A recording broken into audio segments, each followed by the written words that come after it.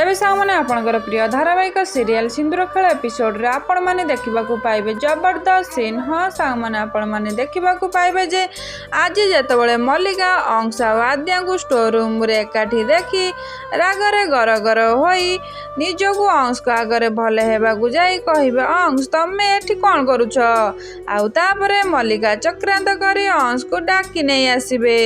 आउ एतबेले मल्लिका अंश को बर्थडे पई घरे डेकोरेट होइथिबो आउ से सब को देखाइबा पई अंश को हॉल को डाकी आनती। आउ तापरे आद्या झिलमिल अन्य आसुथिबार देखी एबे मल्लिका रोल करी अंश को पाखକୁ आसी मुहरे हाथ रखी कहूथिबे अंश तम बर्थडे मो पाई बहुत स्पेशल सेथिपाई मु चाहूची तमे आज पूरा प्रिंस भलिया देखा जिबा दरकार आ मु तमर प्रिंसेस। एबे अंश मल्लिकार कथा सुनी रागी सेठू जाउथिबे आउ सेतबेले आद्या को तांको पछपटे देखी अंश पूरा आश्चर्य होई पड़ती। एबे आद्या को आखिर लुह देखी अंश को लगुच बड़ झटका।